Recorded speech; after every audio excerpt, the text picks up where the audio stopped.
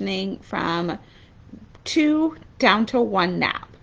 So there is kind of a range that this will start, somewhere between 12 to 18 months, but typically this happens right around 15 months. If you have a child that attends childcare, typically they will do that transition right around 12 months. So some children are ready, some children aren't, but just know that's kind of like when, right around when that happens. But if your child is not going to childcare and they're able to facilitate that transition on their own, it probably will happen closer to that 15-month mark.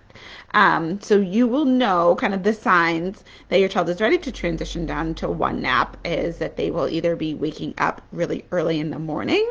They could have an extended awake time in the middle of the night, and that second nap is like non-existent. First nap is still probably pretty easy. They're going down, they're sleeping for a while, hopefully that hour and a half.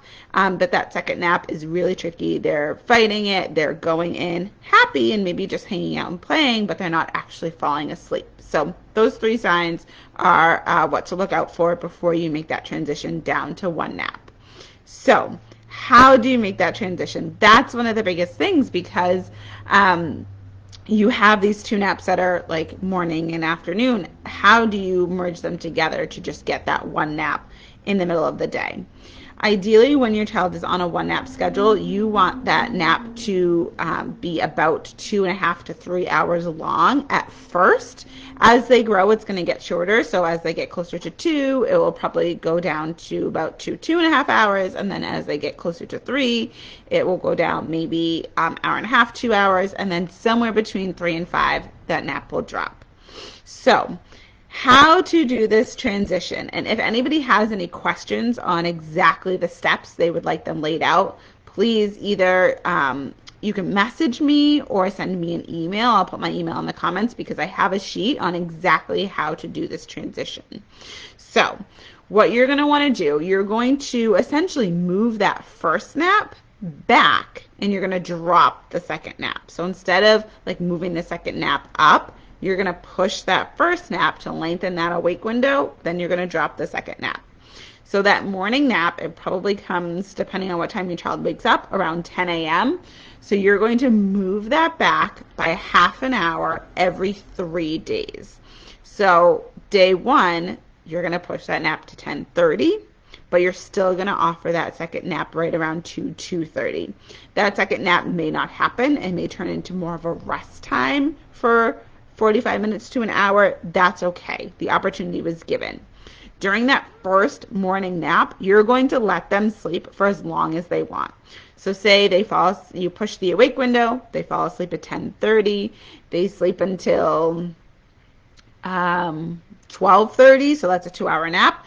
You're still going to offer that second nap around 2:30. If they don't fall asleep, that's okay. If they do fall asleep, just make sure they're up by 3:30 latest.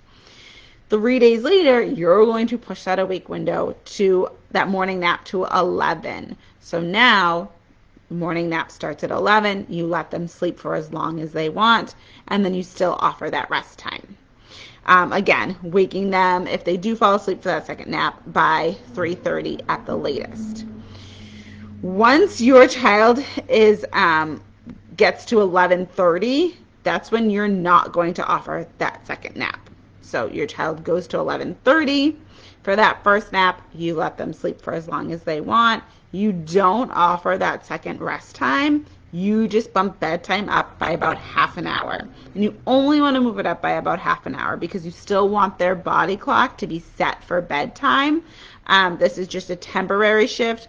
As that nap starts to push back again, that bedtime will go back to its normal time. Just in the meantime, we don't want that awake window between that nap and bedtime to be too long.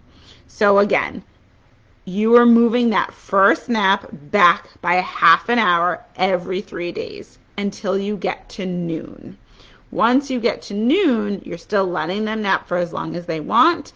Then bedtime should be able to go back to the time that it was, but if they're still having trouble with that afternoon awake window or that nap is on the shorter side, you're still going to want to bump bedtime up until they have fully adjusted. A question that I get a lot is like what to do with food, with lunch, things like that. So when your child is going down before noon, you're going to want to do like probably like a large snack before, and then you're going to offer maybe a smaller lunch after they wake up.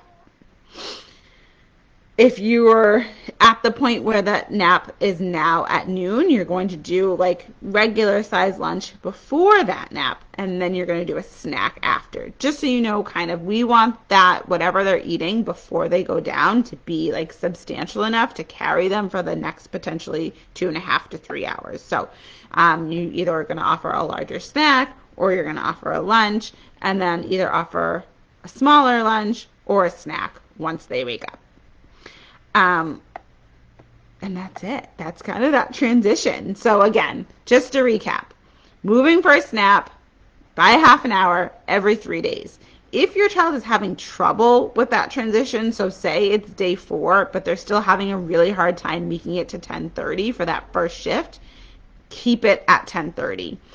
Let them acclimate a little bit, do it, for another 1 or 2 days, and then make that shift. We do it every 3 days because you don't want it to be so fast that they're having a really hard time. That's typically if you have a child in childcare and they go from the infant to the toddler room and they just transition them to that one nap. That's when you see those adorable but not great little pictures of the children like falling asleep in their pasta, like over the high chair. And that's what we want to prevent. We want to make sure that they are ready for this transition, that they can stay actively engaged, and then be able to fall asleep nice and easily. It could be a bit of a stretch at first, so you could feel like you have to like kind of pull out all the stops to keep them awake as you're moving back this half an hour, but they will adjust and they will be able to stay up for longer and it not feel like it's such a struggle to get them to that next a week period. So if you have any questions about that transition or you want that step-by-step guide that I have, again, you can just send me an email. I'll put my email in the comments, or you can comment below and I will DM you and put the PDF in the message. So have a wonderful rest of your week.